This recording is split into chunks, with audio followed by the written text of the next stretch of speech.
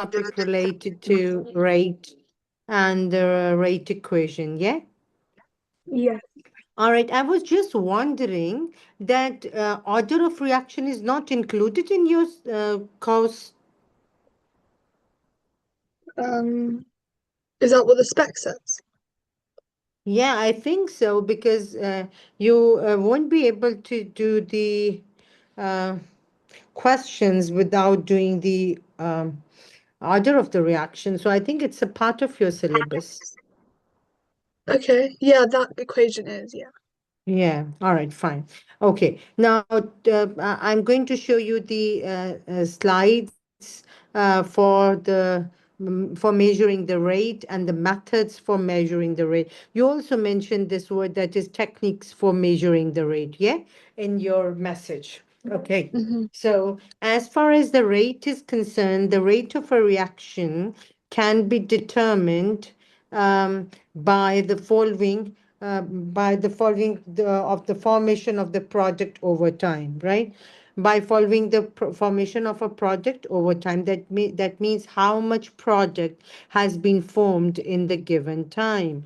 It can be calculated using the following equation. Rate is equal to change in the concentration of product per unit time. By the way, it doesn't mean that you can only measure the rate in terms of product. You can also measure the rate in terms of reactant. The formula remains the same. That is change in the concentration of, instead, this is the sign for concentration. This is the sign for change, and this is the sign for concentration. So you can take the rate in terms of products, as I have already mentioned, but you can also take the calculate the rate or measure the rate in terms of reactants. For example, there is a reaction in which A changes into B.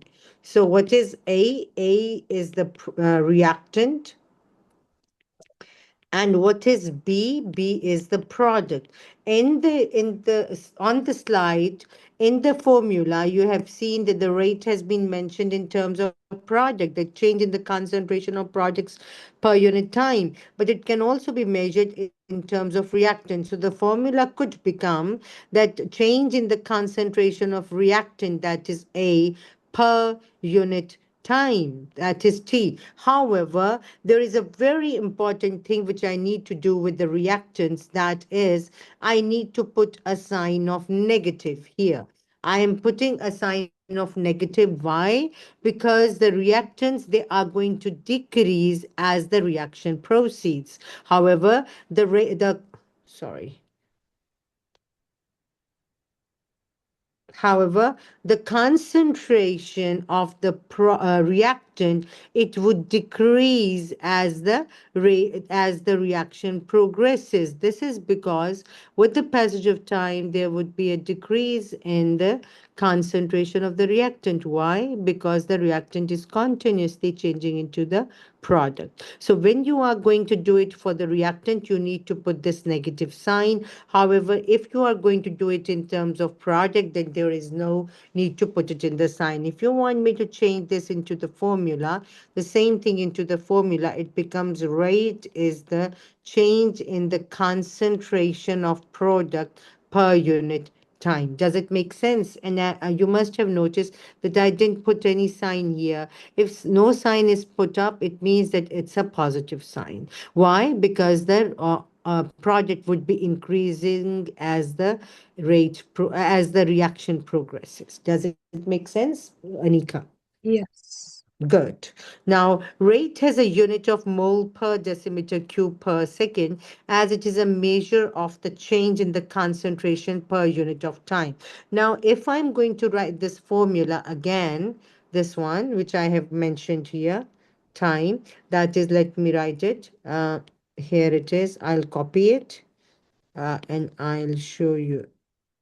So here it is. Have a look that it would be rate is equal to concentration. Always keep this thing in mind that concentration has a unit mole per decimeter cube. This is the unit of concentration, which is actually shown with a big bracket. So in chemistry, I think I have told you earlier about that, that if you are having a triangle in chemistry, it means change.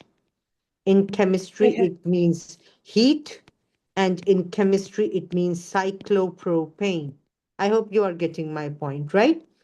So Yes. these are the three meanings of a triangle in chemistry, although it will be called as a triangle in maths. Same goes with this bracket. If you have been given this bracket in chemistry, it definitely means concentration. And concentration has a unit mole dm minus cube. So in maths, you call it a big bracket. In chemistry, you call it a concentration. All right. So we were deriving the unit. Now you know that concentration, which is this bracket, it means mole dm minus cube. So I'm going to put the value here, mole dot dm minus cube over time is measured in seconds, which has the unit, which has the symbol s. So I'm going to put it as s. Now if I bring it up, it becomes, the unit becomes mole dm minus cube s minus 1, which is definitely equals to the unit given on this slide. That is mole dm minus cube s minus 1, which matches with this. I hope this slide is clear. Yes. Any confusion or any question? No. All right, fine. Go to the next one. Now, this is actually, it's not a technique for measuring rate. This is actually the discussion about the rate, that what is a rate. Now, techniques for measuring the rate. Now, the techniques are the rate of the reaction can be followed by using various different measurements or monitoring techniques.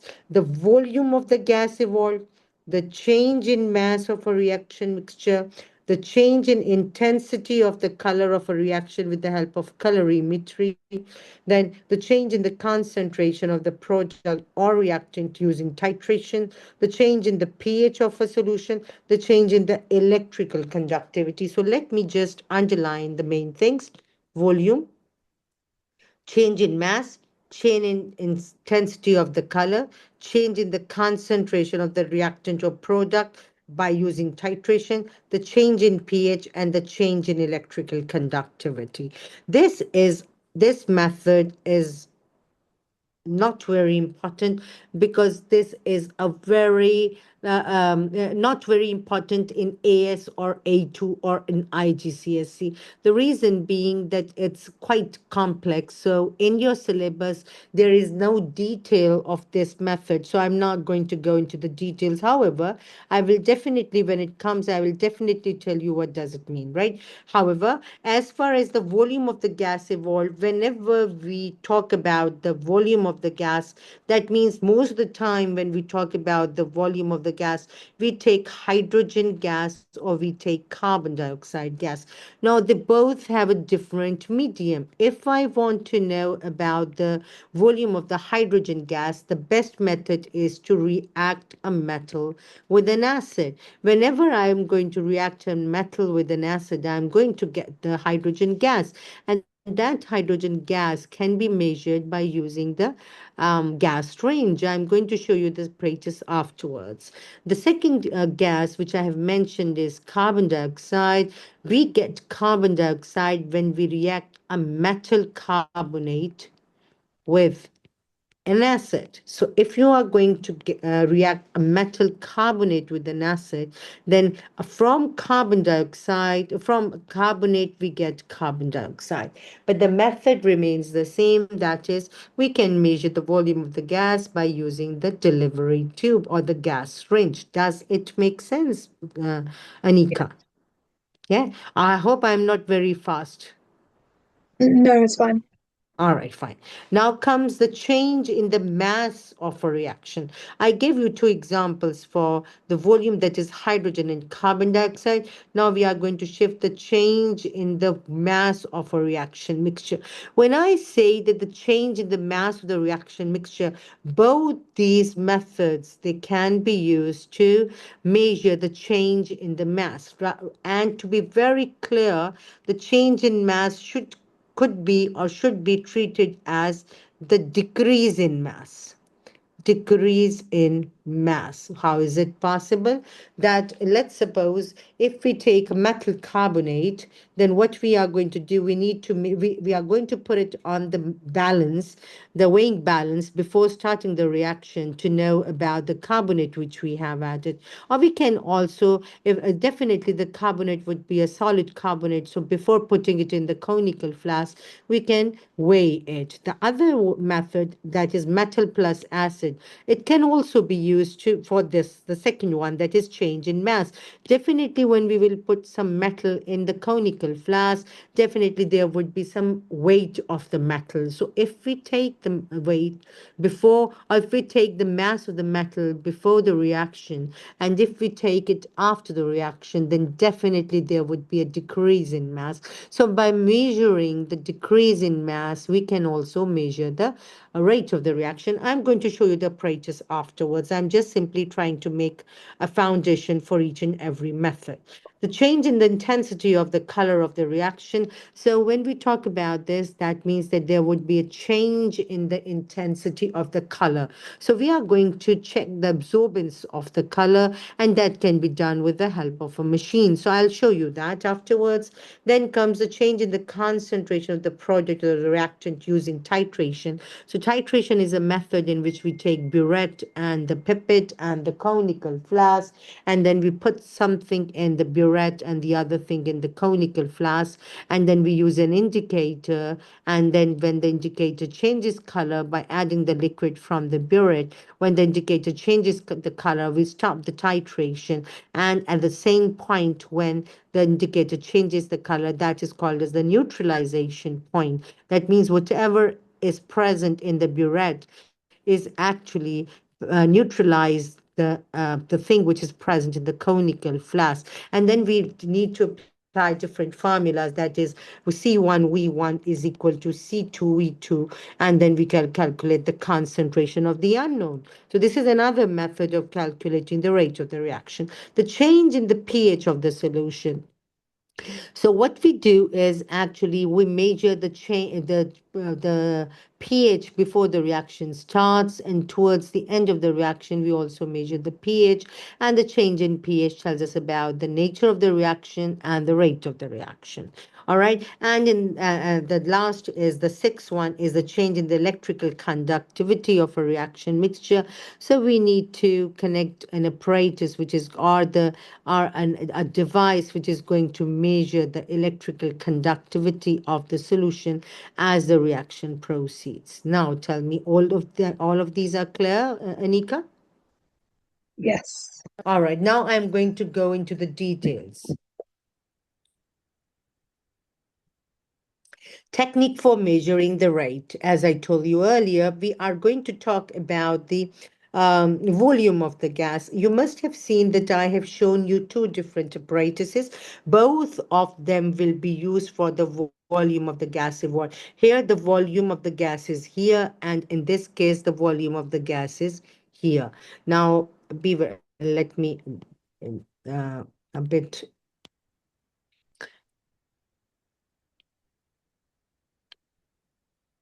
This is the volume of the gas. I didn't want it to go out from here because this is the bung. This is the bung.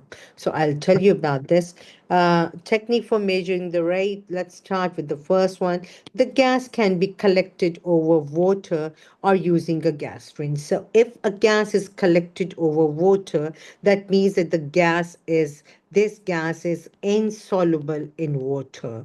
We can only collect the gas which is insoluble in water. So you can collect hydrogen gas with the help of this with this apparatus, but we can't measure we can't get the gas through this method if we are going to use carbon dioxide, because carbon dioxide would get soluble in water, making carbonic acid. So this method is not applicable for carbon dioxide because it will get dissolved in water. However, the gas can be collected over water or using a gas range. So this is on over water, and this is in the gas range. The method of collection will depend on the level of precision required. Small volumes should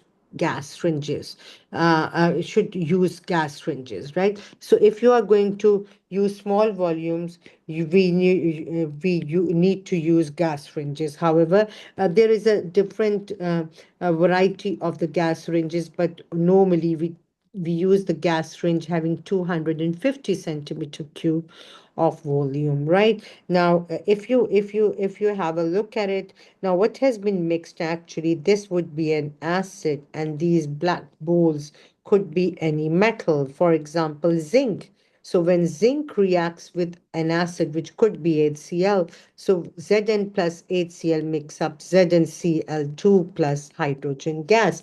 And this hydrogen gas is now collected in this measuring cylinder by inverting it in the water. However, when you start the experiment, let me tell you this thing, because sometimes it comes in the paper, so sometimes students do not have the idea how to fix it up. So let me tell you what we do. We take a measuring cylinder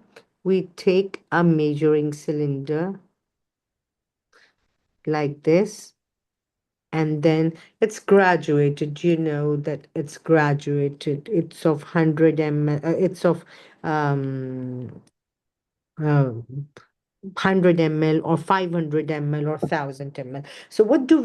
We actually fill it with water. So let me show you. We are going to fill it with water to the top, properly filled with water, should be completely filled with water, no question about it. We should not leave anything. That means we should not leave any space for air or something else. We need to fill it till the top. Then what do? We actually invert it. Let me see whether I can do it or not. Just a minute. Yeah, we invert it like this. All right, we invert it, and then by putting a hand on it, or you can put tissue papers on it, right? A stack of tissue papers on it, and then you invert it and you put it in water, and then this tube goes in, and when the hydrogen gas, the bubbles of hydrogen gas would come and go into this measuring cylinder. It is going to displace water, and then the volume of the gas would be collected. The water will be displaced. It will go out, and then the gas will take up the volume. Right. So this is the way of doing it. I hope it makes sense, Anika. Yes. Good. All right. I'll put it here. Okay. All right. So you can see that this is actually the vacant space, which is now filled with hydrogen gas. Now, I've told you about this. This is again the same thing.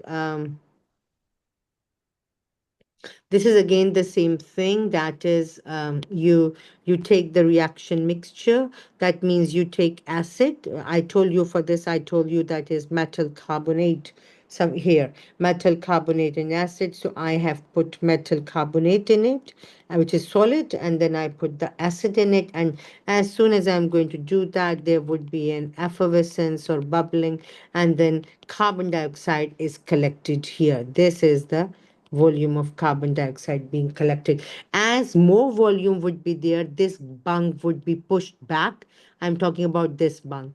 This would be pushed back, and then the tube will be filled with a hydrogen gas or carbon dioxide gas in the case of gas rain. Sometimes the question comes in the practical chemistry, how do we know that the reaction is complete? Now there would be two answers. That is, when no more bubbles could be seen going in, and secondly, the volume of the gas is constant. Same is the case here. That is, the volume of the gas gets constant, and if it doesn't changes for 2 3 minutes, that means the reaction is complete, right? And the other thing is no more effervescence could be seen. In order to make the reaction complete, what do? You stir this conical flask periodically so that the uniform solution would be formed, or all the carbonate which is present in the conical flask would react. If this slide is clear, should we proceed on? Yes. Now we are done, Bitter. We are done with the volume of the gas evolved. I have told you about the two techniques here.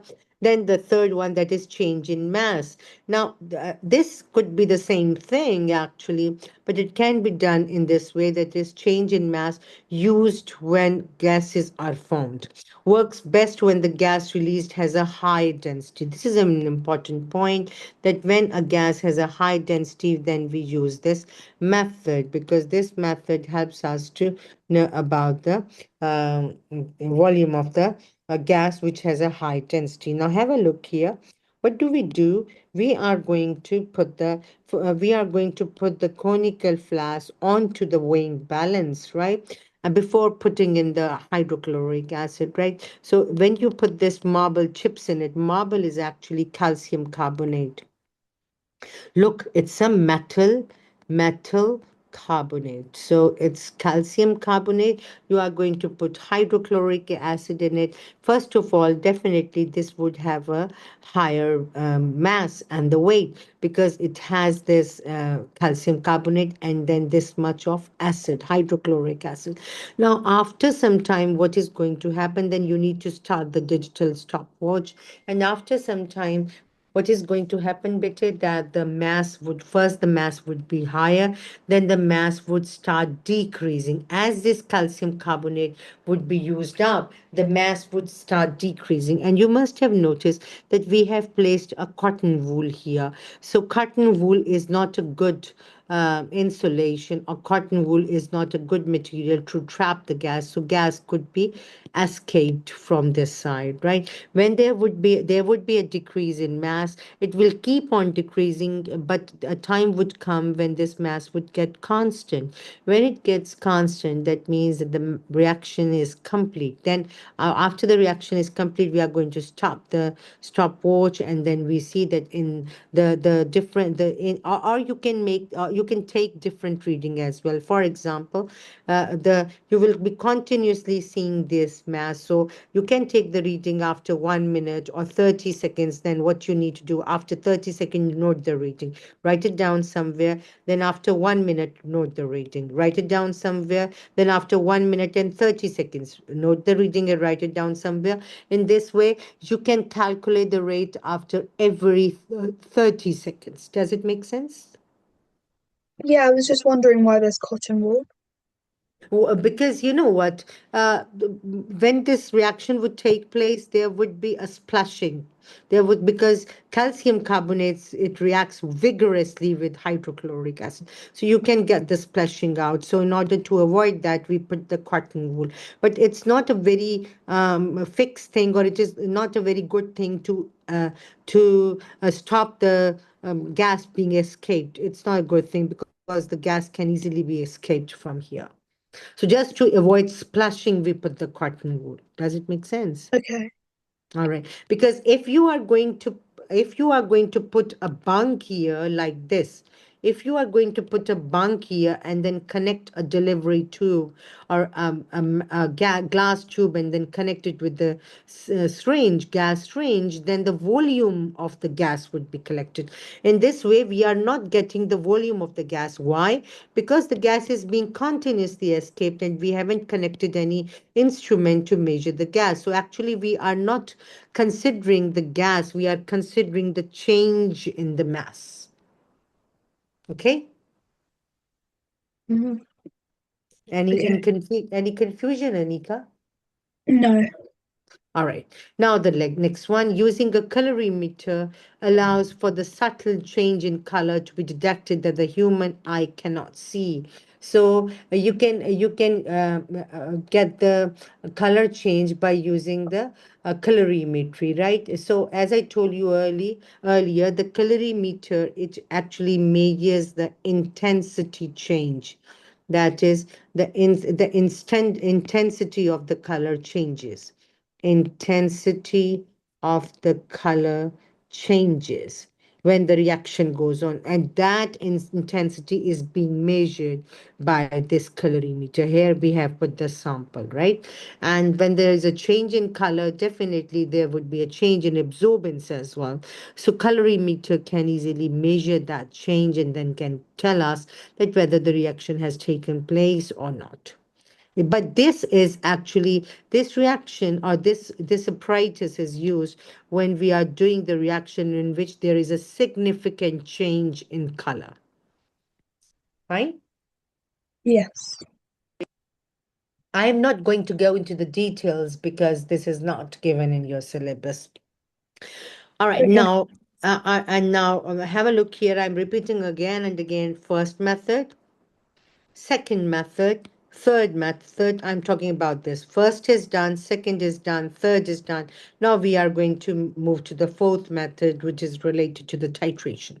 So let's start this. This is the technique for measuring the rate. So technique for measuring the rate. Again, the next is analysis by titration.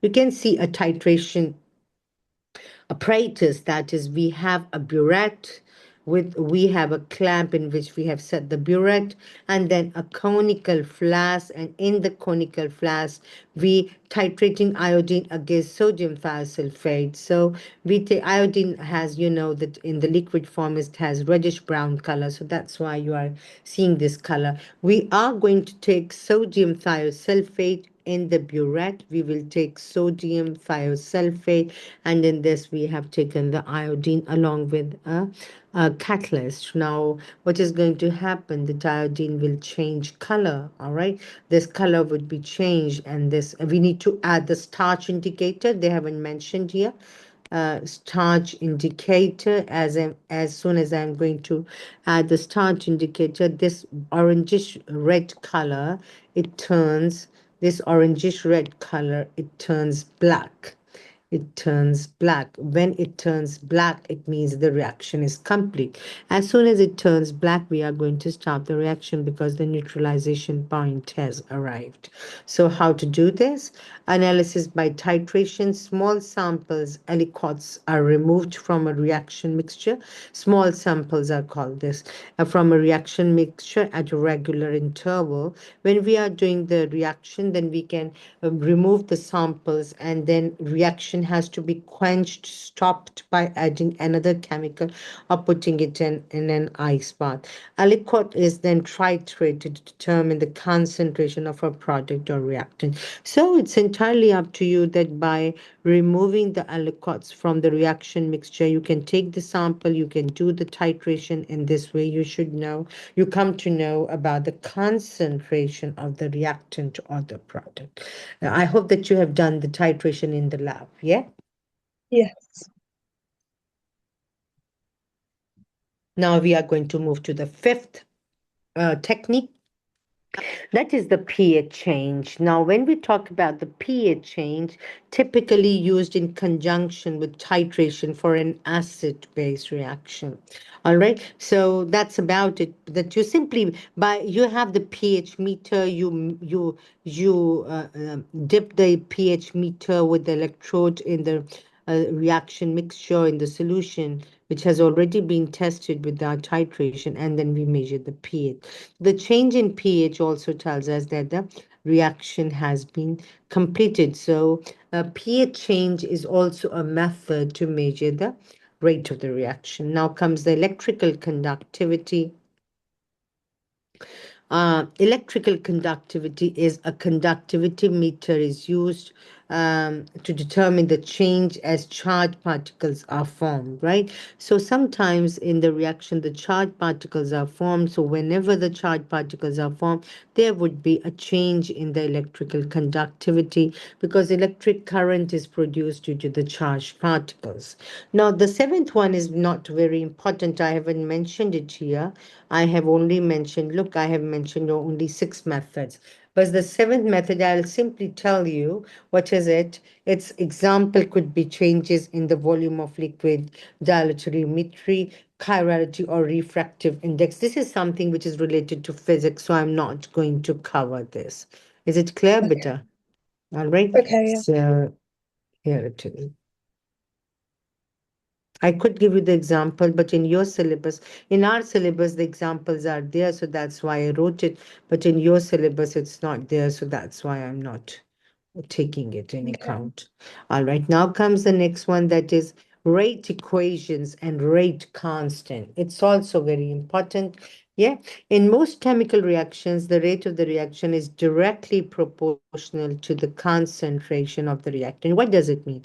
It means that if you are going to increase the concentration of the reactant, the rate also increases. In other words, if you are going to double the concentration of the reaction, the rate also gets doubled. If you are going to increase, or if you are going to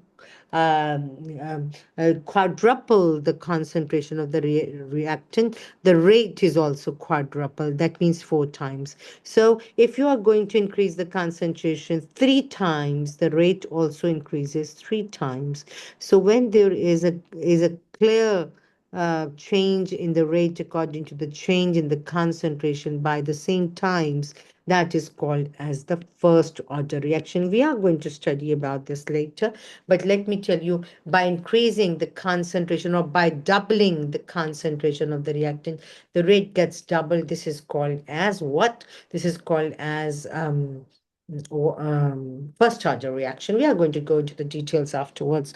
A rate equation is the mathematical relationship between the rate of the reaction and the concentration of the reactant. So a rate equation is actually a mathematical relationship. This is the rate equation in front of you. It is different from the stoichiometric equation. For example, the stoichiometric equation for the combustion of methane would be methane plus oxygen changes into carbon dioxide plus water. So this is actually the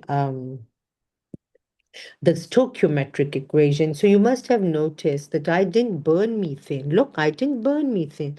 I am giving you the lecture and I wrote the equation. So that means that there is no practical which is required, or no experimental technique is required to write down the stoichiometric equation. And you must have noticed that I have balanced it also. So 1 mole, what does it mean? 1 mole of methane will react with 2 moles of oxygen to produce 1 mole of carbon dioxide and 2 moles of water. So this reaction is called the stoichiometric equation, in which there is no need of any experimental procedure. Now, in contrast to the stoichiometric equation, there is another equation which is called as a rate equation. You cannot make this equation until and unless you do the experiment or the reaction. That means you can't make this equation without doing the reaction. So that's the first difference. The second difference is, in the stoichiometric equation, you must have noticed that I have written two reactants, that is methane and oxygen. And in product, carbon dioxide and water, they have been formed. Now, by looking at the equation, we say that methane is going to be reacted with oxygen to make carbon dioxide and water. This is not the case always. Sometimes the second reagent is not at all used. But the stoichiometric equation doesn't show that.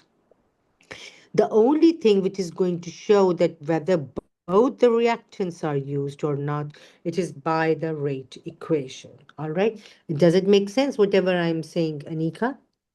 Yes, I was just wondering what the order thing means. Order. I'll let me come to the next point. Then let me come here. Then I'll tell you what is order. All right. Okay. So in most chemical reaction, the rate of the reaction is directly proportional to the concentration of the reactant. So that means that the rate, let me write it, that rate, it is written here, but I'll write in the simple way. Rate is directly proportional to the concentration of the reactant. Let's suppose that reactant is A. So this would be the rate equation. Now, what is this? This is the proportionality sign. Now, if I'm going to raise to the power 1, raise to the power 1.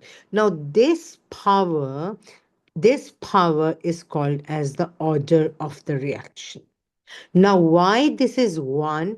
Because if by increasing the reactant, or if by doubling the reactant, the rate of the reaction also doubles, it means that the order is 1. The order is 1. Right? Are you getting my point, Anika? Now I have explained what is Yeah. an order. All right. And order is always written in the power. So if the power is 1, that means that the order of the reaction is 1. And when the order of the reaction would be 1, when by doubling the reactant, the rate of the reaction also gets doubled. That is called as first order reaction. Should I proceed on? Yes. All right. Now, if you change this proportionality constant, then the equation becomes rate. Now I'm changing the proportionality constant. Then instead of proportionality constant, I will write is equal to, and then I will write K, and then I'll simply copy this. So that means the proportionality constant is changed by K. Is it all clear? Now look, this is the same as this. Now I hope you have Okay. got the idea that how this rate equation has been made. Yeah, Nika? Okay, yeah. Yeah. All right. A rate equation is the mathematical relationship between the rate of the reaction and the concentration of the reaction. Where is the rate in the equation? Here. Where is the concentration of the reactant? Here. What is K? It's the rate constant. Constant for the rate, or rate constant. So first, let me write it properly. Sorry, constant. So a first order reaction rate equation where rate is directly proportional to the concentration can be expressed like this, where the K is the rate constant or the proportionality constant. Is it all clear? Yes. आपको खाना देता हूँ.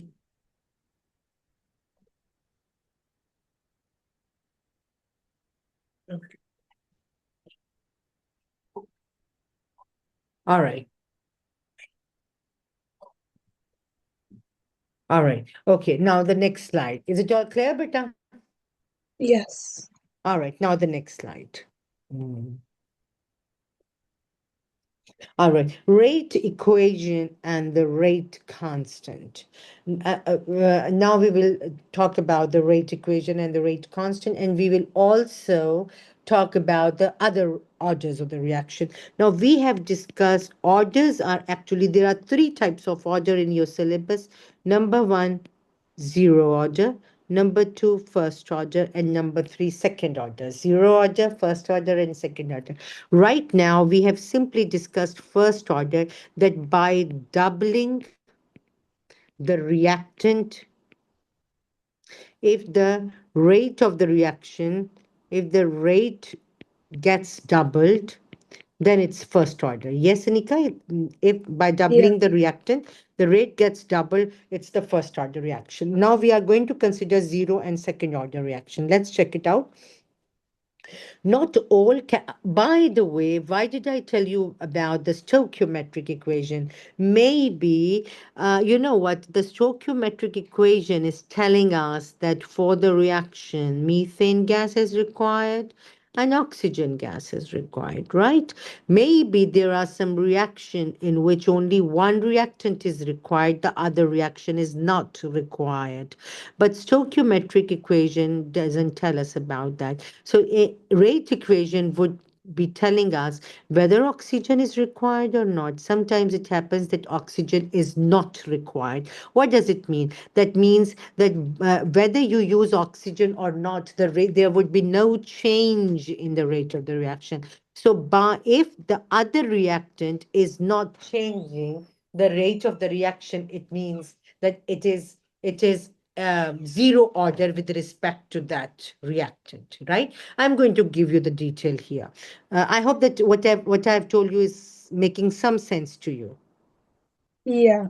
right? For what I'm trying to say is that if there is a reactant, by changing the concentration of that reactant doesn't change the rate of the reaction, that means it is zero order with respect to that reactant, right? Okay, rate Okay. equation. Not all chemical reactions have a rate that is directly proportional to the concentration. In some reaction, if the concentration is doubled and the rate will increase by quadruply or by a factor of 4, that means it is a second order reaction. I'm repeating. If you double the concentration of the reactant and the rate, instead of getting doubled, it gets quadruple, that means it is a second order reaction. Yeah, is it fine? Yes. All right, good. So when this happens, that is called as the second order reaction. So how we are going to make let me write it here. Doubling the reactant, rate gets quadrupled. Quadrupled. That is called as second order reaction. So, Would it Anika, be yeah. would it be second order if you triple the reactant and then you times it by the rate by six? Is that also second order? 9 by the Oh, factor of nine. 9. Okay. 3 power 2, that means 3 times 3 is 9. Yeah. Okay. So you square it. Okay. Yeah. So if you are going, that is 2 power 2, that is 2 times 2 is 4. So this is quadruple. If you are going to double the concentration of the reactant, the rate gets quadruple. That is called as what? That is called as second order. If you are going to triple the concentration of the reactant, the rate is increased by 9 times. I hope it makes sense. Yeah. Yes. All right, fine. The next one is in that is, in some reactions, if the concentration is double, the rate will increase by a factor of 4, that is quadruple. This is called as second order reaction. Now let's make the equation of the second order. We will do it here. Rate is directly proportional to the concentration of the reactant raised to the power 2. Now, why I am writing 2 here, this is actually the order. As I told you that by doubling the concentration of the reactant, or by tripling, not doubling, let's suppose we will start off with, because we have already discussed the doubling thing. I'll repeat, by doubling the rate of by doubling the concentration of the reactant, if the rate gets quadruple, that is the second order reaction. Now, another way, by tripling the concentration of the reactant, if the rate gets 9 times, that is called as, again, the second order reaction. So I need to put 2. The power should be 2. Now, this equation becomes rate is equal to, I need to remove this proportionality constant sign, and it would become K a power 2. Is it all clear? Yes. All right. So have a look here. They have made the same equation, this equation. Okay. Okay. We can also get a zero order reaction. Now I'm going to tell you about the zero order reaction, right? So Bete, we have done first order, we have done second order, and now I'm going to discuss the zero order reaction. When we talk about the zero order reaction, let's suppose you are doing a reaction, the same titration. I'll scroll back to the titration. Now, in this titration, there is iodine, potassium iodide, there is sodium thiosulfate, and I'm going to add a catalyst. Let's suppose that catalyst is Mm, hydrogen ions. That is a small amount of acid. All right. Now there are three things. One, two, and three. Three things. And this is an indicator, so I'm not going to count it. Now, hydrogen ion is an acid. The work of hydrogen ion is only to complete the reaction quickly because hydrogen ion is a catalyst. So whether you have now listen to me very carefully, whether you have whether you use whether you use small quantity of the catalyst or a big quantity of the catalyst, it will not make any difference. So that means that changing the concentration of the catalyst is not going to affect the rate. So if by changing, or that means by doubling, for example, let's suppose firstly I use 5 ml of acid.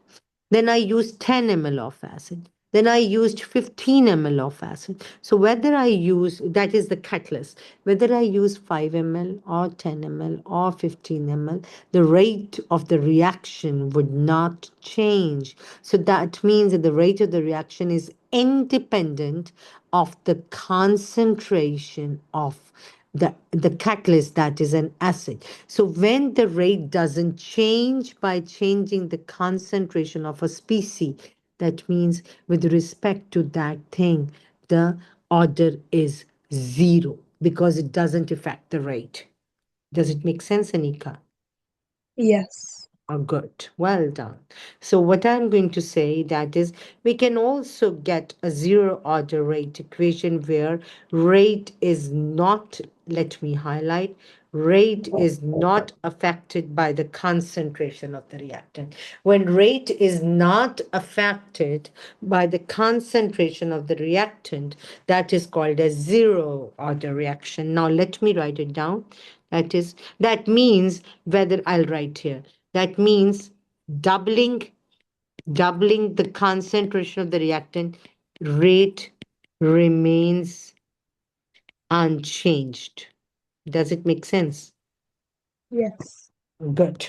All right. So, how to make it? Rate is directly proportional to the concentration of A. This is the first order reaction. And if I say rate is independent of the concentration of A, or with respect to it, it's zero. So, I will put zero here. I can put zero here or one here or two here. That's it, right? So I'll put zero here. Zero. You if have you studied maths in IGCSE? No. No. Do you know about this? That if a variable has a power zero, it becomes one. Yes. All right. So this whole thing would get one. So what it would be, rate is equal to K A power zero, or rate is equal to K, because this whole thing would become one. And when you are going to multiply K by one, you get K again. So rate is equal to K. And what is K? It's the rate constant. Is it clear, Anika? Yes. Perfect. Now, rate equations and rate constants. So I'm going to put the unit. Rate equations and rate constant will depend on the type of the reaction, and they are calculated using the units of mole, dot, tm minus cube, and s. So if you are having zero order, the unit would be this. If you have first order, the unit would be this. If you have second order, the unit would be this. If you have third order, unit would be this. So in your paper, they most of the time they ask you to calculate the units. So if you calculate it, it would be, if you memorize it, sorry, it will be easier for you to calculate it. Let's do it for second order reaction. All right. So if you memorize it, it is going to help you a lot. If you do not memorize it, it's okay. It's all fine, right? But sometimes it still changes according to the equation. Let's do it for second order. Second order. So can you just help me in forming the equation for the rate equation? Rate is equal to what? Can you tell me? Mm, What would be the equation for second order? Rate is equal to K power. mole What would be the power? squared two. Yes, squared. Yeah, squared. So here, I hope it's clear, right? Now change it into unit. You Yeah. know that the concentration, bracket is concentration, and it has a unit mole dm minus q. Yeah, you know about the rate. The unit of rate would be, that would be, rate is equal to change in the concentration of the reactant over time. So this bracket would have a unit mole dm minus q, and this T has the unit S, right? And if you are going to bring it up, it would become mole dm minus q S minus 1. This is the unit for rate. Let me put it in a block. And then the other unit for concentration is mole per decimeter cube. Yeah, it's mole per decimeter cube, right? Now let's do it. Just a minute.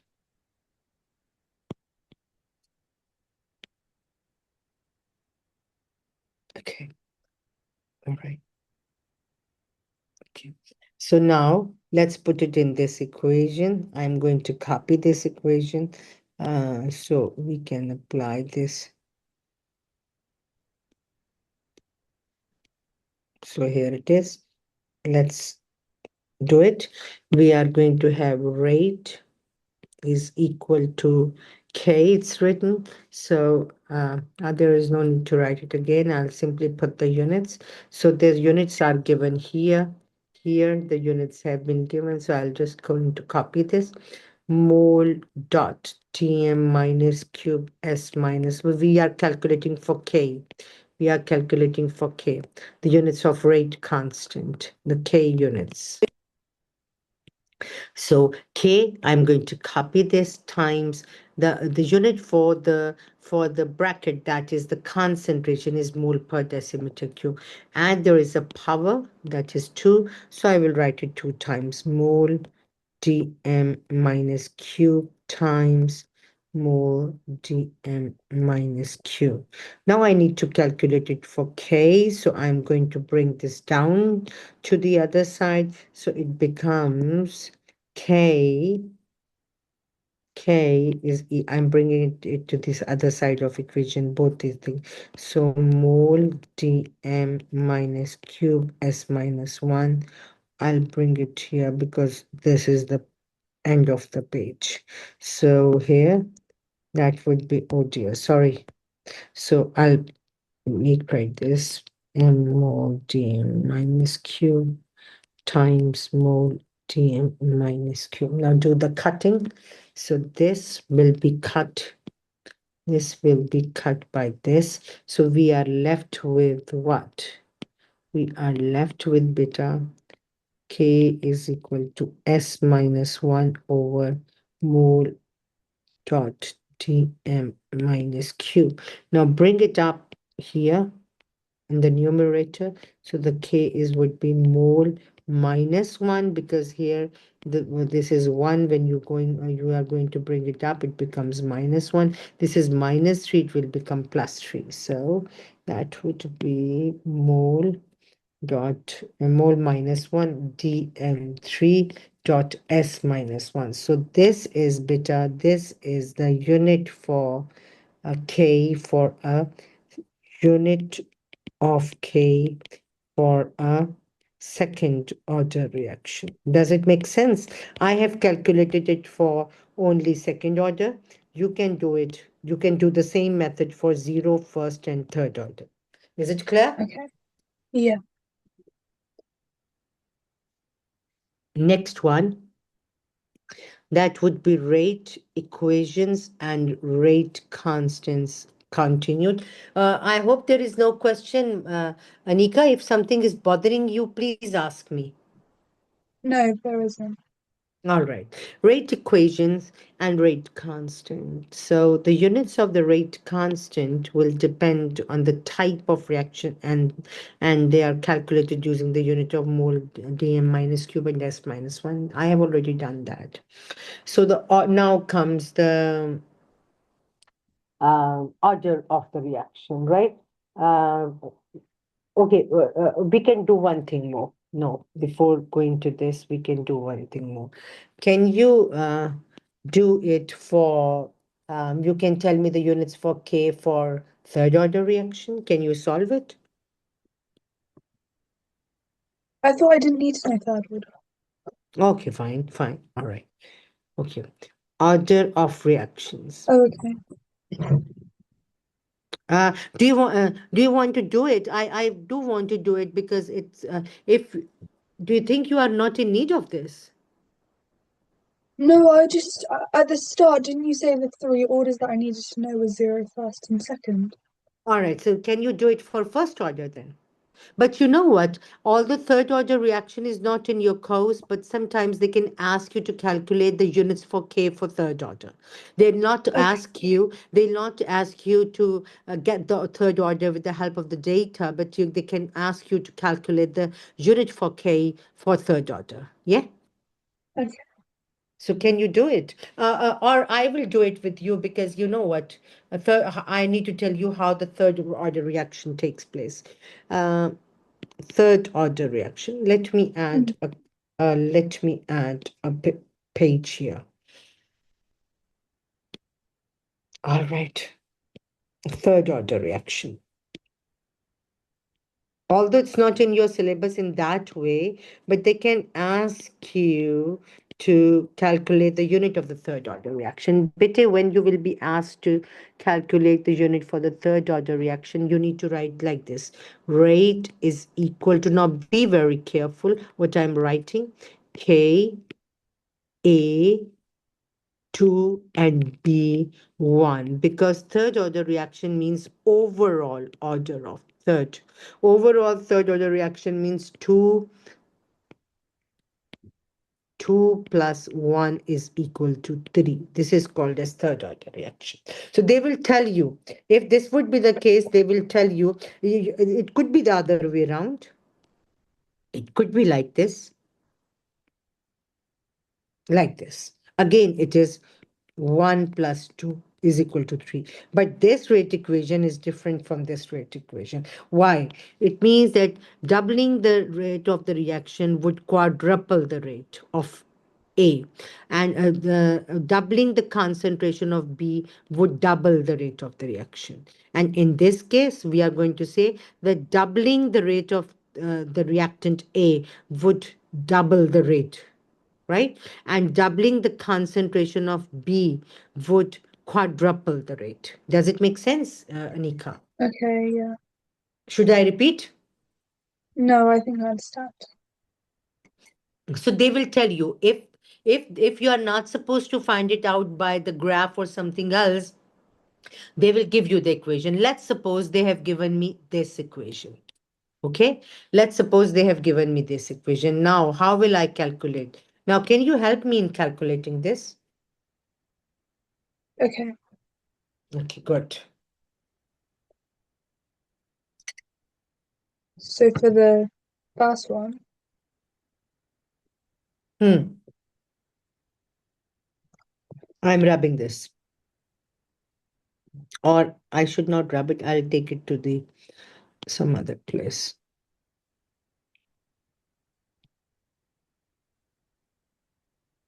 I'll put it here so that you can see it afterwards.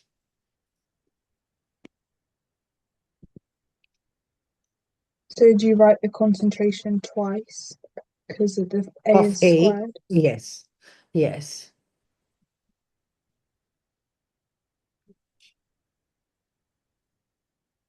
and then you write it again for B?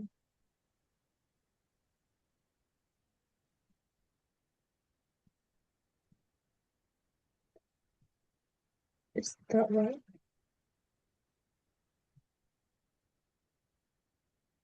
You need to tell me the answer. Oh, okay. Because I can't see you working.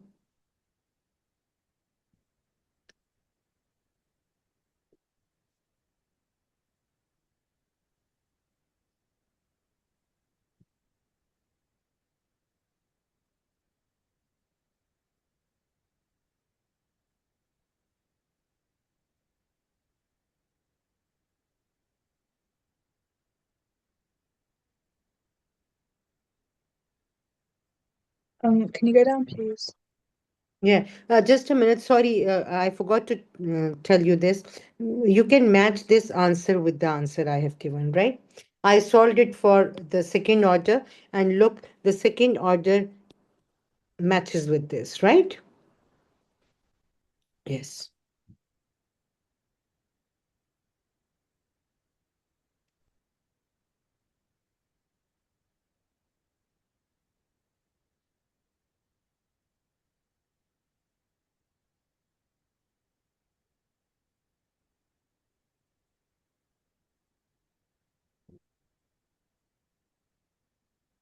I'm a bit confused.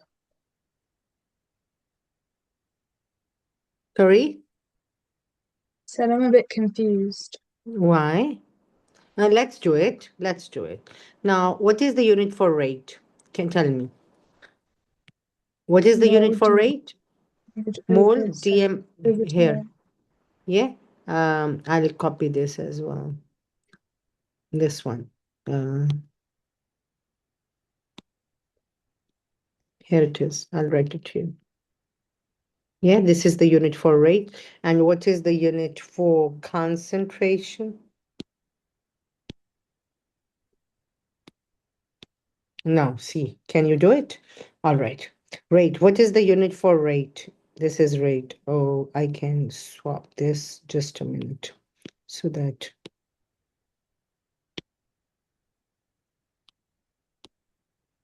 Okay, now do it.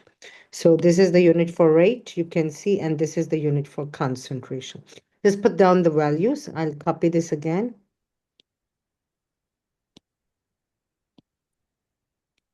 Okay, now put the values. This would be rate is equal to, that would be mole dm minus q s minus 1. This is for rate, is equal to k. We need to calculate it. And this is the reactant A. And the concentration has a unit mole dm minus q. But as it is power 2, so I am going to write it 2 times, right? So that would be mole dm minus cube, and then times B is only 1 time, so I will write mole dm minus q over, that's it. And then K would be mole, this thing, that is mole dm minus cube s minus 1 over, I'll write all the three things again. Copy and paste. So they all will come here. So now do the cutting. That would be, this will be cut by this. And what is left, Anika? We are left with S minus 1. Yeah. Yeah. And over it, we have mole dm minus cube multiplied by mole dm minus cube. Now multiply these two, I'm going to get K is equal to S minus 1 over mole square and dm minus what? Minus 6. Yes? Yeah. And now bring it up, it becomes K is equal to S minus 1. Here it is 2. When you are going to take it up, it becomes minus 2. So mole minus 2 dot dm. This is minus 6. When you are going to bring it up, it becomes plus 6. So this is the Okay. answer. Does it Okay. make sense? Yes. Any confusion now? No. No? All right, let me just check it with this. Now, please check your answer. I'll just copy this answer and I'm going to put it over there so you can check it. Copy and here. I'll put it here. Now, can you just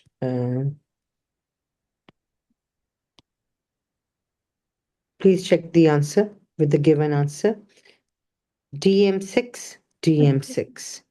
Mole minus 2, mole minus 2. S minus 1, S minus 1. Is it clear? Yes. Good. So we have finished this. I hope that whatever we have discussed is clear to you. Yeah. So we are going to proceed in the next class because I'm already 5 minutes late for my next class. Okay. So we are going to continue it in the next lesson. I hope whatever we have Yes. done is all clear. Yes. All right. Good. That's wonderful. Okay. So I'm going to post this on the WhatsApp group afterwards. Okay. Thank So you. that you welcome, welcome. Take care. Thank Bye you. bye. You too. Bye. Bye.